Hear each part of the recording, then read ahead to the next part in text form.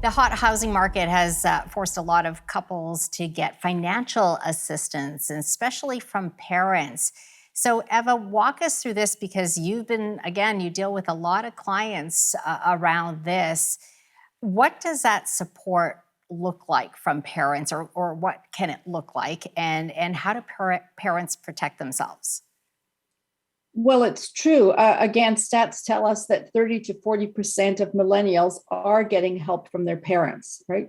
Millennials can find that they can manage monthly payments, but it's that big down payment that's always a challenge in terms of trying to save. So parents can do so. The bank of mom and dad is there as a great resource for them. The challenges are how all of that is going to be set up. So if it's strictly a gift, there's a lot of risks involved in doing that. Again, the implications of that if things go off the rails and the relationship ends, as Anna Marie alluded to. If they set it up perhaps as a second mortgage, that has its challenges as well because parents may have the rights to that. Banks may not allow that to happen. So there's restrictions there, and then it also may restrict the cash flow of clients and affect their debt ratios as well. So there's risks on that.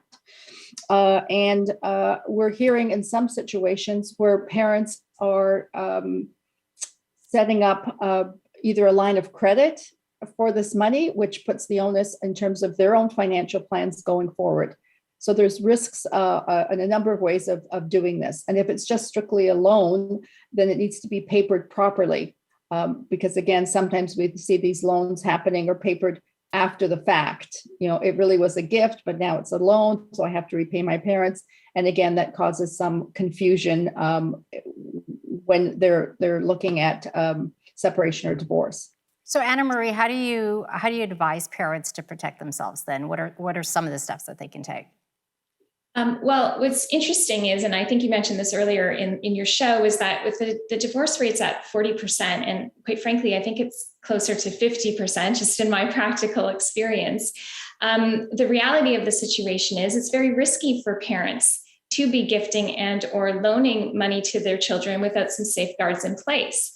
I mean, if we look at the statistics, I mean, if this was an investment parents were making and your investment advisor said, you have a 40% chance you're going to lose equity or lose the down payment principal, who would sign up for this investment? It just doesn't make sense when there is a simple safeguarded way that you can protect the equity, protect the down payment by way of a modern marriage contract. And so that's really where we're, educating parents on, if you are going to be gifting, if you are going to be loaning your children money, an agreement really should almost be conditional on gifting that money, because it just protects you, it protects your child, and it really is just too risky of a thing to do otherwise. I want to turn to another scenario that's common now, and that is couples inheriting money from their parents should a parent pass away. Is it smart to use that money to pay off the house, or should you do something else with it? Well, putting on my lawyer hat, we absolutely like to keep that money separate. We want it to be a separate account, a separate interest investment vehicle, whatever that looks like. Because once you start combining it into any a joint home or joint investments, that's where, upon breakup, you lose that credit or exclusion for the money that you inherited, or you came into any type of lump sum money like that. That's where we start to have challenges. But you also have to, or at least as a lawyer, I also have to understand that these people have real lives to lead.